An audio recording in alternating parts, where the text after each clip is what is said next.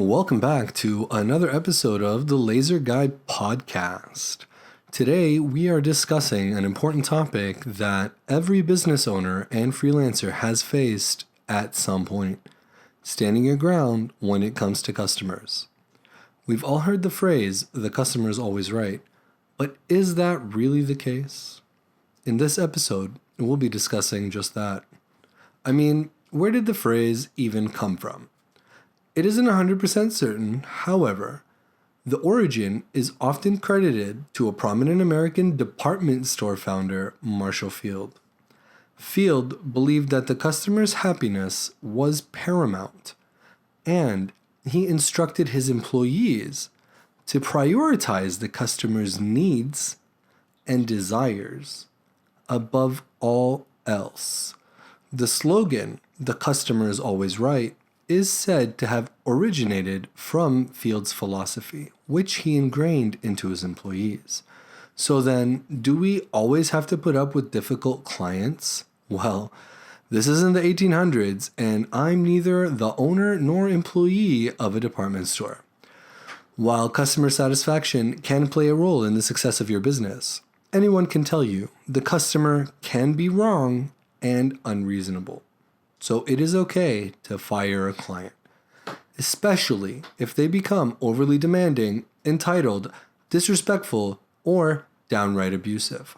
It's never okay, and one should never tolerate any type of abuse from a client, whether it's verbal, physical, or otherwise. As business owners, contractors, and freelancers, we should maintain a level of respect and professionalism. However, there are times that this rule should be bent.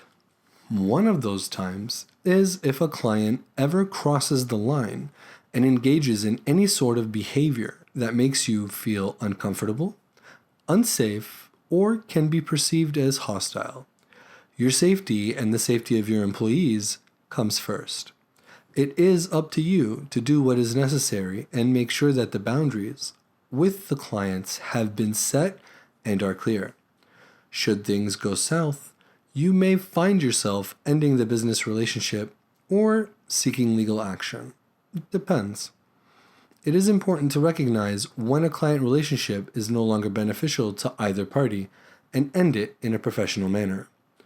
Recognizing when a client relationship is no longer beneficial can be challenging, but there are a few key signs to look out for. Communication breakdown. If communication with the client has become difficult or otherwise ineffective, this could be a sign that the relationship is no longer beneficial. This may involve issues such as misaligned expectations, missed deadlines, or a lack of responsiveness. Lack of profitability.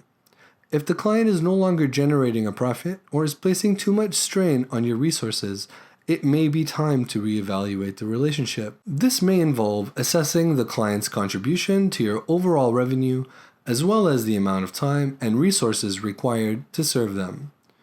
Misaligned values. If the client's values or priorities are no longer aligned with your own, this may create a conflict that cannot be resolved. This might also involve issues such as ethical concerns, different approaches to business, or a change in the client's strategic direction. Personal issues. If the client relationship is causing stress, anxiety, or other personal issues, this may be a sign that it is no longer beneficial. This may involve issues such as harassment, bullying, or unrealistic demands. Ultimately, it is important to regularly evaluate your client relationships and make adjustments as needed. This may involve having honest and open conversations with your clients, setting clear boundaries, and making strategic decisions that align with your long-term business goals. By firing a client, you're taking control of the situation and protecting yourself along with your business's reputation. It is important to understand that not everyone is a customer that you're going to want. Not everyone is your customer. Some customers may be more trouble than they're worth, either because they require a lot of hand-holding or because their expectations tend to be unreasonable. A customer who requires a lot of handholding is typically one who needs a lot of attention and guidance throughout the buying process. This might look like someone who is unfamiliar with your product or service, lacks the confidence in their ability to make decisions, or is simply looking for a high level of service. While customers who require handholding can be demanding, they can also be some of the most loyal customers if you're able to provide them with the support and guidance they need. Or they can just be downright demanding and difficult to work with. It is important to remember that every customer is different and will have unique needs.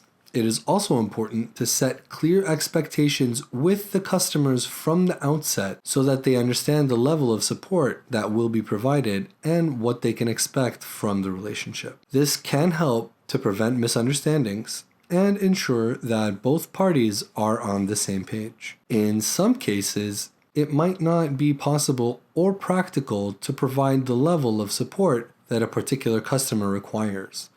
In these situations, it may be necessary to politely and professionally decline the business or refer the customer to another provider who may be better suited to their needs. It is important to identify your ideal customer and work towards attracting those types of customers rather than trying to please everyone. Identifying your ideal customer involves understanding the characteristics of the people or organizations that are most likely to benefit from your products or services.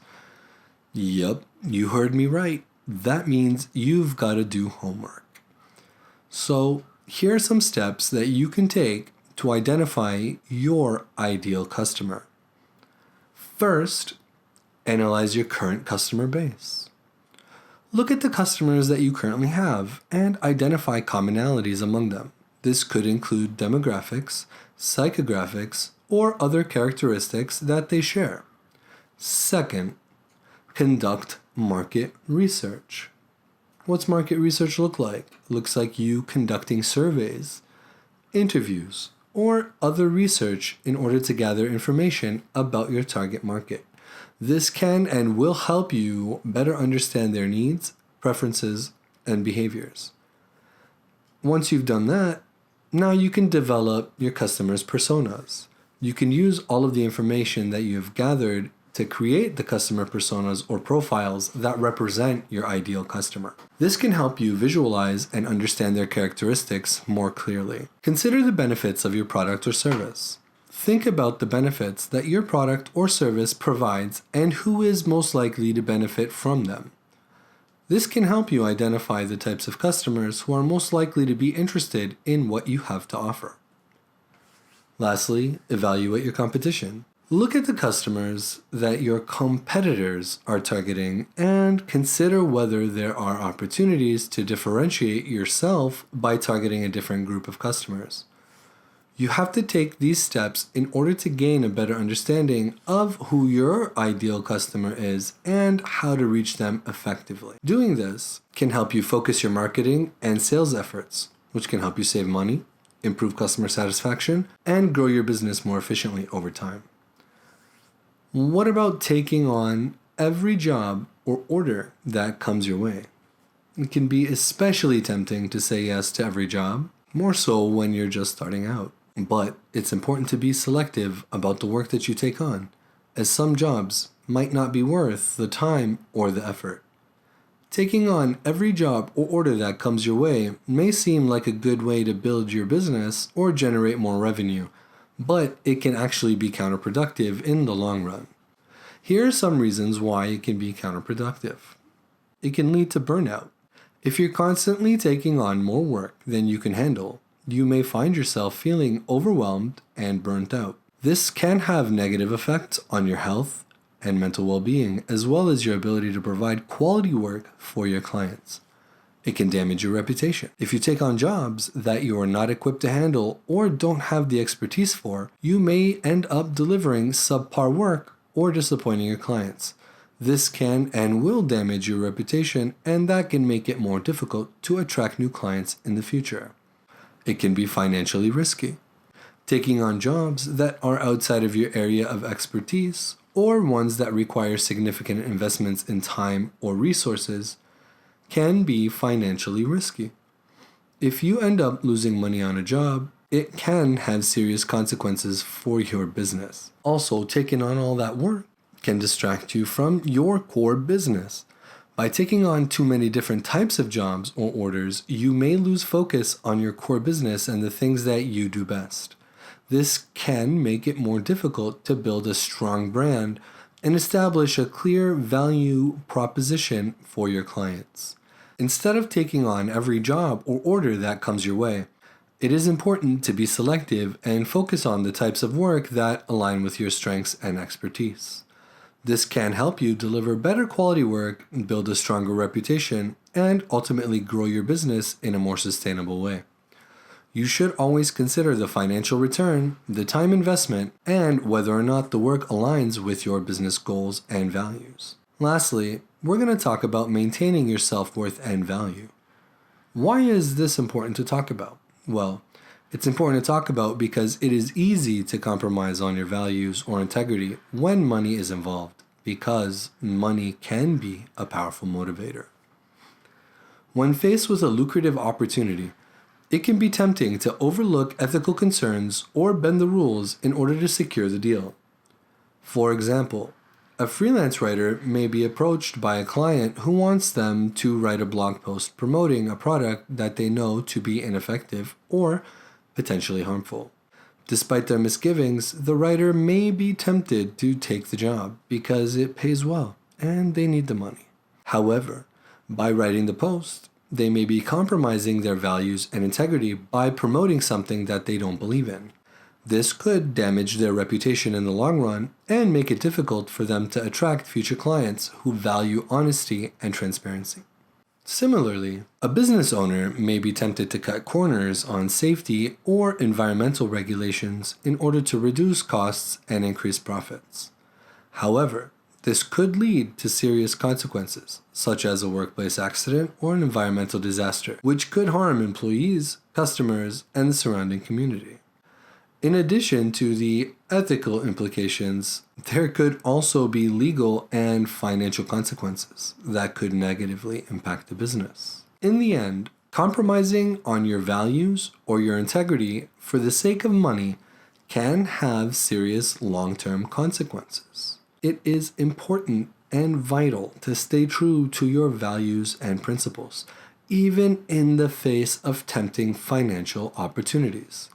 By doing so, you can build a stronger reputation and establish a more sustainable and successful business in the long run. By standing your ground and maintaining your self-worth, you'll attract customers who not only value what you do and are willing to pay for it, but will appreciate your output sincerely. And that's all I have time for.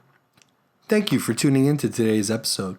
If you found the content valuable, please subscribe to my podcast. Maybe leave a comment. Also, feel free to share this episode with others who might benefit from the information. I appreciate your support and feedback. Until next time, stay true to your values, maintain your self-worth, and don't be afraid to stand your ground. As always, Glowforge sucks.